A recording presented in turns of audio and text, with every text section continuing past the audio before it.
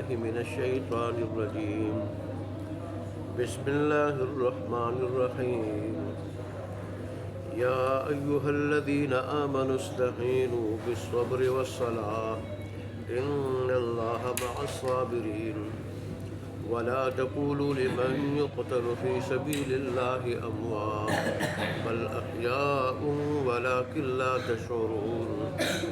ولنبلونكم بشيء من الخوف والجوع ونقص من الأموال والأنفس والثمرات وبشر الصابرين الذين إذا أصابتهم مصيبة قالوا إنا لله وإنا إليه راجعون. أولئك عليهم صلوات من ربهم ورحمة وأولئك هم المهتدون. صدق الله مولانا العظيم وصدق رسوله النبي الأمي الكريم ونحن على ذلك لمن الشاهدين والشاكرين والحمد لله رب العالمين. اللہ اکبر.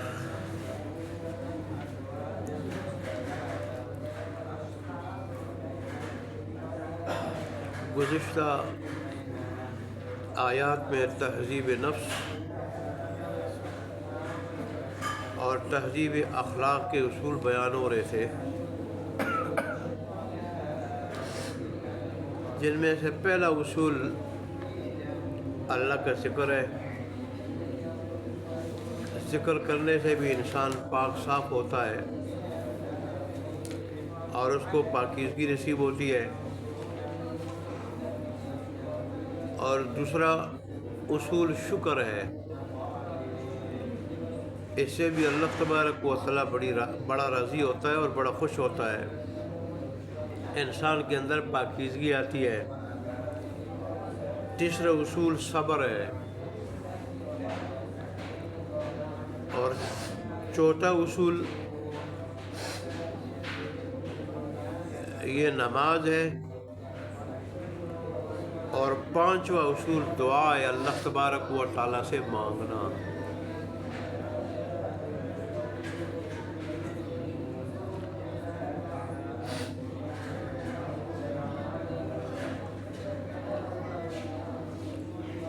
صبر جو تیسرا اصول ہے،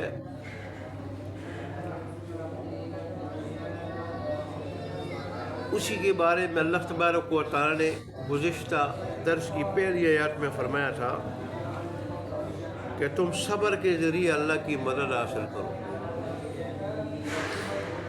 کیوں؟ ان اللہ مع الصابرین، بے شک اللہ تبارک و تعالیٰ صبر کرنے والوں کے ساتھ. اپنی جگہ اس کی تشریح ہوئی تھی. اور پھر صبر کا جو سب سے بڑا مرحلہ اور بڑی صورت ہے انسان کی طرف سے، وہ موت پہ صبر ہے. کہ اللہ کے راستے میں اگر ایسے موت بھی آئے یا اللہ کے راستے میں قتل ہو جائے، شہید ہو جائے، یہ اس کے لیے بھی تیار ہو اور اس کے لیے بھی راضی ہو. اللہ کے دین کو ضرورت ہو تو اس کے لیے بھی اپنے آپ کو پیش کرے. پتہ ہوتا ہے کہ میں نے اس میں مرنا بھی ہے، پھر اپنے آپ کو جہاد کے لیے پیش کرے کہ اللہ کے دین کی ضرورت ہے. تو یہ صبر کا سب سے بڑا مرحلہ ہوتا ہے.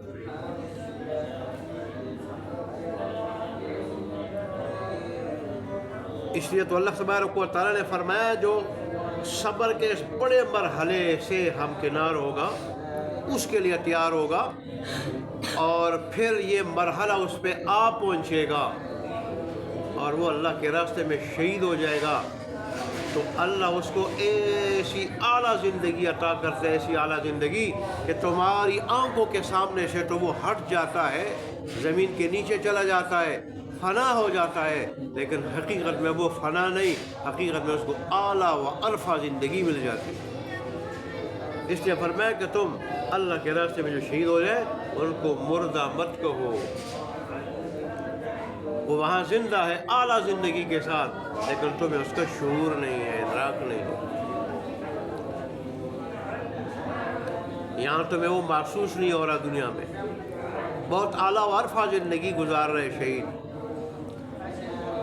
البتہ صبر کے اس سے جو چھوٹے مرحلے ہیں کہ اللہ جو مختلف مصیبتوں کو بھیج دیتا ہے، مختلف مصیبتوں کو، آزمائشوں کو، ان چھوٹی چھوٹی مصیبتوں اور آزمائشوں کا ذکر آج کی آیات میں، کہ اللہ تبارک و تعالی موت کے علاوہ بھی انسان کو آزماتا ہے چھوٹی چھوٹی مصیبتوں سے۔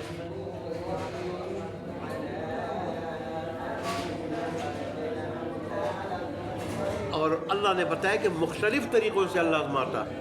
وہ مختلف طریقے کیا ہیں؟ وہ مختلف طریقے اللہ تبارک و تعالی نے آج کی آیات میں ذکر فرمائے۔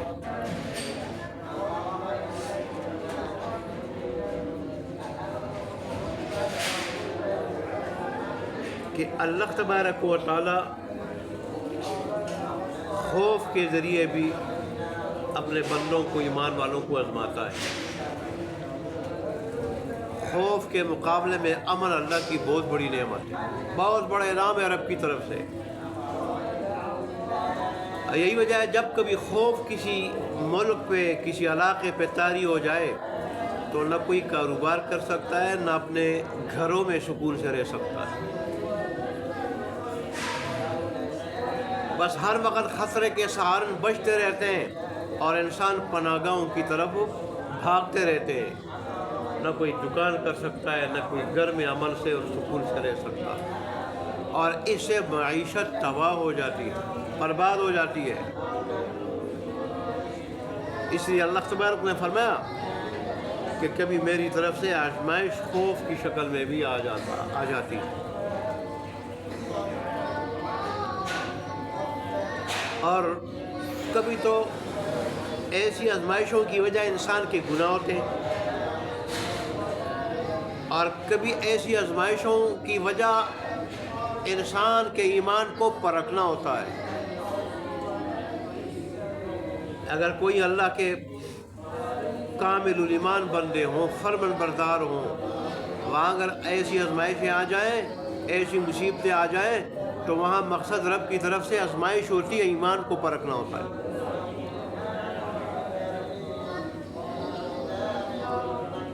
جیسے اللہ تبارک و تعالی نے قرآن مجید میں دوسری جگہ ارشاد فرمایا کہ صرف ایمان لا کر یہ تصور نہ کرو کہ اب ہمیں آزمایا نہیں جائے گا، بس یہ ایمان ہمارے لیے کافی ہے، ہمیں آزمایا نہیں جائے گا۔ ہم نے تم سے پہلے لوگوں کو بھی آزمایا ہے اور تمہیں بھی ضرور آزمائیں گے۔ آزمائش یہ ایمان کا تقاضا ہے، ایمان کا تقاضا ہے، جیسے اللہ تبارک و تعالی نے ارشاد فرمایا پہلوں کو بھی آزمایا، تمہیں بھی ضرور آزمائیں گے۔ اور رسول اللہ صلی اللہ علیہ وسلم نے فرمایا المرء یبتلی بقدر دینہ، آدمی پر آزمائش آتی ہے اس کے دین کے بقدر۔ دین جتنا مضبوط ہوتا ہے تو آزمائش بھی اتنی مضبوط ہوتی ہے، اور ایمان اور دین جتنا کمزور ہو، یعنی اس کے اندر دینداری، دین کا اپنانا اور ایمان وہ جتنا کمزور ہو تو آزمائش بھی کمزور ہوتی ہے، لیکن آتی ضرور ہے۔ تو آزمائش کا ایک طریقہ خوف ہے،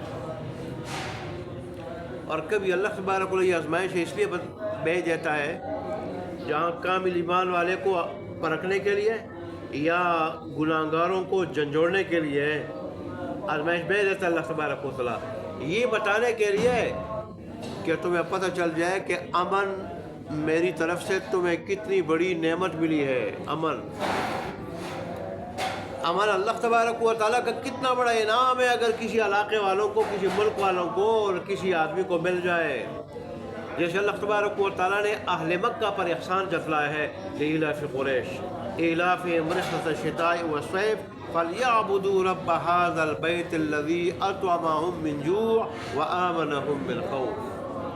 ان کو چاہیے کہ اس گھر بیت اللہ کے رب کی عبادت کرے جس نے تمہیں بھوک کے وقت کھانا کھلایا تمہیں اور تمہیں خوف سے امن دیا۔ لہذا مکہ کے لوگوں کی کتنی عزت ہوتی تھی، کتنے پرامن تھے، نہ باہر سے کوئی آ کے مکے میں حملہ کر سکتا تھا، ان کو چھیڑ سکتا تھا۔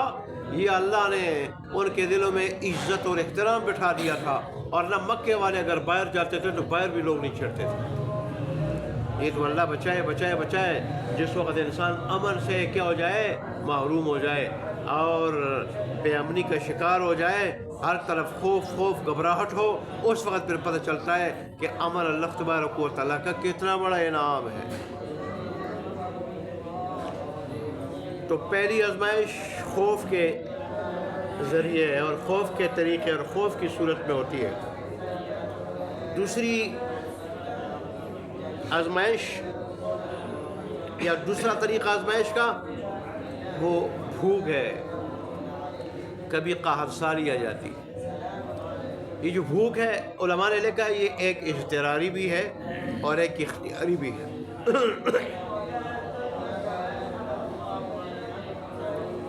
اضطراری بھوک رب کی طرف سے آزمائش آ گئی، اللہ تبارک و تعالیٰ نے تنگ دستی میں مبتلا کیا، اس کا کوئی اختیار نہیں ہے، رب کی طرف سے تنگی ہے، فاقے گزر رہے ہیں، یا کہیں سیلاب آیا، پہلے حالات اچھے تھے، سیلاب آیا، حالات اچھے تھے، زلزلہ آیا، حالات اچھے تھے، کوئی دشمن مسلط ہوا، اس نے گھر بار کو تباہ و برباد کر دیا، وہاں سے نکال دیا۔ یہ اضطراری بھوک ہے، انسان کے اختیار میں نہیں، اور یہ بھی آزمائش کے لیے آتی ہے، یہ بھی آزمائش کا ایک طریقہ ہے۔ اور ایک بھوک اختیاری ہے، وہ کیا؟ جیسے رمضان کے مہینے میں اللہ تبارک و تعالیٰ کے حکم سے اللہ کو راضی کرنے کے لیے، اس کا حکم پورا کرنے کے لیے لوگ کھانا پینا چھوڑ دیتے ہیں۔ اب بھوک لگی ہوئی ہے، کھانا نہیں کھاتے، پیاس لگی ہوئی ہے، پانی نہیں پیتے۔ یہ اختیاری ہے کہ انسان کے اختیار میں، اپنے اختیار سے اللہ کو راضی کرنے کے لیے، اس کا حکم پورا کرنے کے لیے۔ تو یہ بھوک کا اختیاری ہے، اضطراری ہے، یہ بھی آزمائش کے لیے اپنے بندوں کو اللہ تبارک و تعالیٰ آزماتا ہے۔ اور کبھی کبھی اللہ تبارک و تعالیٰ مال میں، جان میں اور پھلوں میں نقصان کر کے بھی آزماتا ہے۔ اللہ اکبر، مال میں نقصان ہو گیا، کبھی جانوں میں کوئی چلا گیا، اسی طرح پھلوں میں باغات ہے، زمین ہے، اس سے غلہ اگتا ہے، کبھی کم اگتا ہے غلہ بھی، پھل کبھی زیادہ اگتا ہے، جہاں زیادہ اگتا ہے وہاں کبھی کم بھی اگتا ہے، اور کبھی نہیں اگتا بالکل۔ تو یہ رب کی طرف سے یہ بھی آزمائش کا ایک طریقہ ہے۔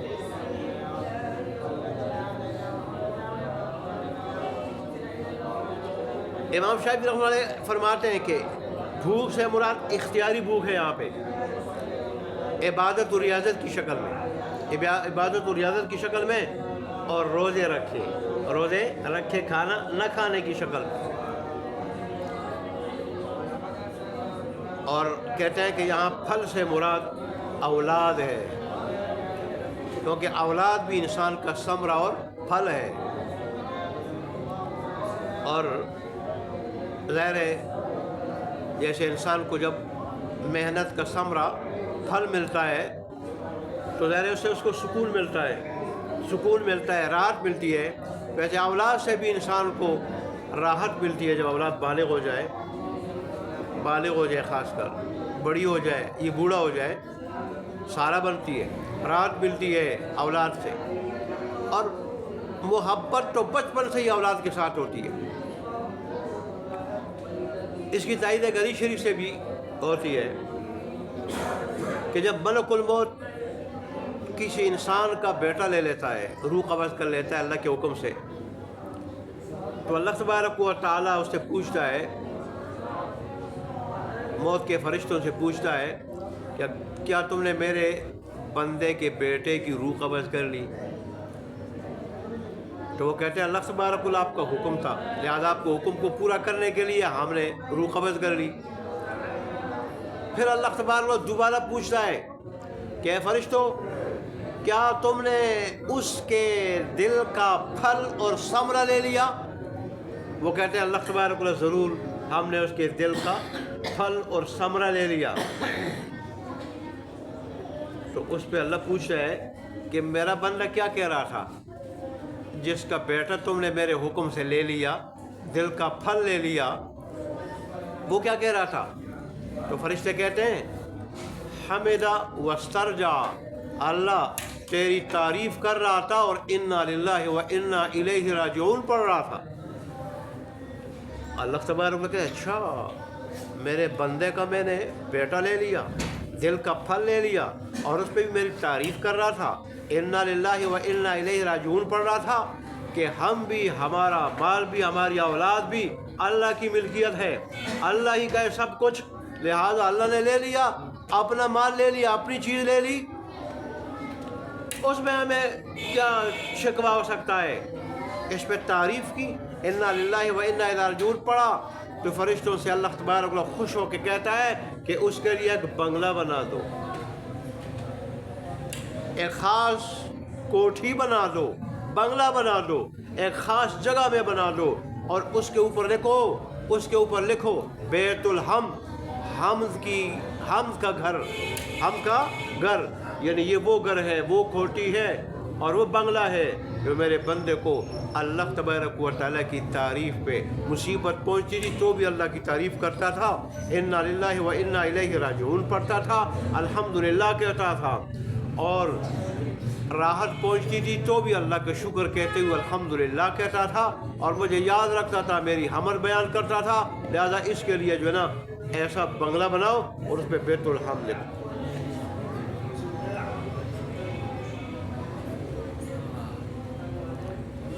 جو اللہ کے فیصلے پہ راضی ہو جاتا ہے، حدیث شریف میں آتا ہے اللہ بھی اس سے راضی ہو جاتا ہے، اور جو اللہ کے فیصلے پہ ناراض ہوتا ہے اللہ بھی اس سے ناراض ہوتا ہے۔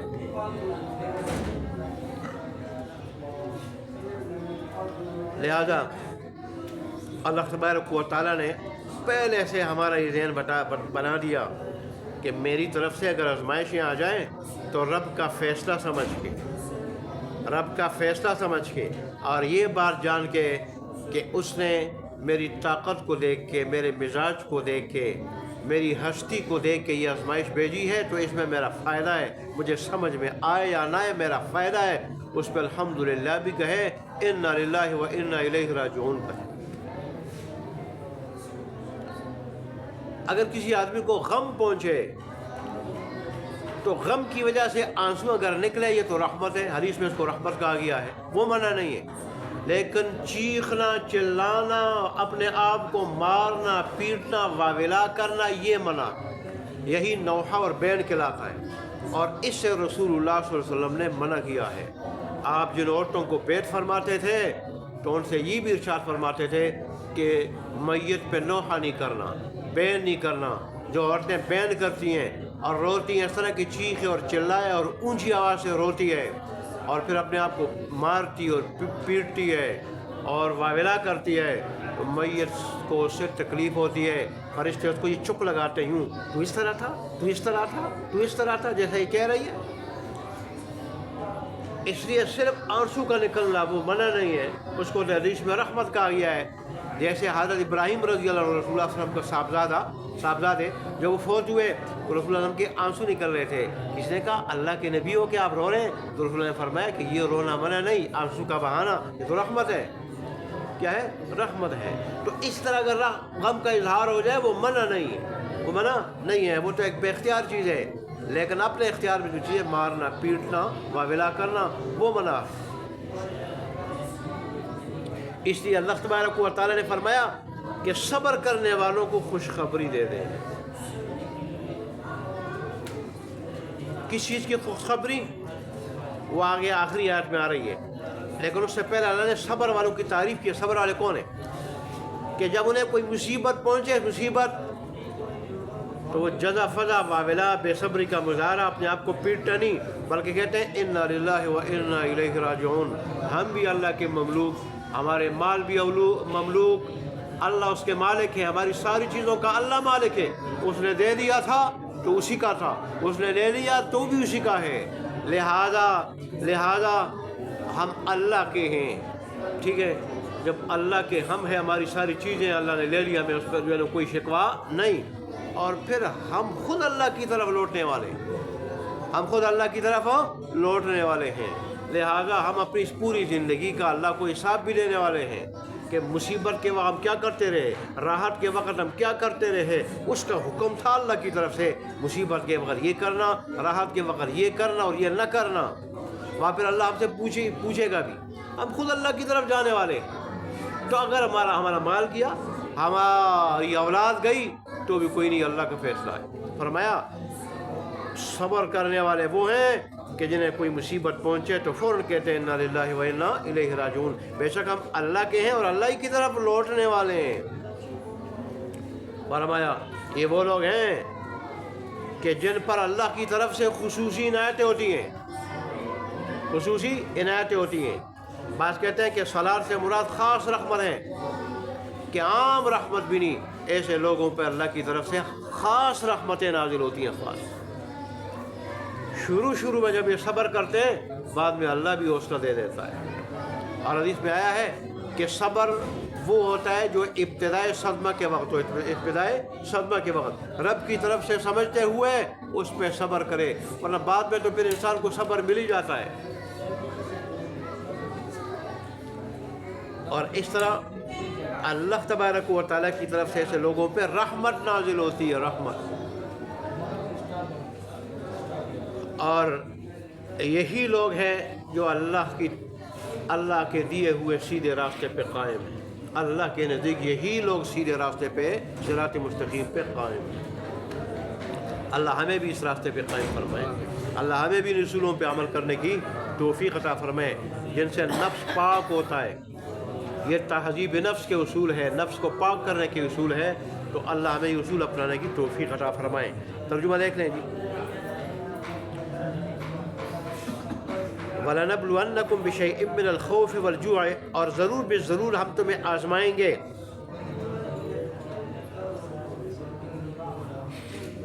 کچھ خوف سے، شے کی معنی کچھ کریں گے، کچھ خوف سے اور بھوک سے، اور کچھ مالوں اور جانوں کے نقصان سے، اور پھلوں کے، اور خوشخبری دے رہے صبر کرنے والوں کو، وہ لوگ جب انہیں کوئی مصیبت پہنچتی ہے، الذین اذا اصابتہم مصیبہ قالوا انا للہ و انا الیہ راجعون، تو وہ کہتے ہیں کہ بے شک ہم اللہ کے ہیں اور ہم اللہ ہی کی طرف لوٹنے والے ہیں۔ اولئک علیہم صلوات من ربہم، یہی لوگ ہیں کہ ان پہ خاص رحمتیں ہیں ان کے رب کی طرف سے، ورحمہ اور عام رحمت، واولئک هم المهتدون، اور یہی لوگ ہدایت یافتہ ہیں۔ وآخر دعوانا الحمدللہ رب العالمین۔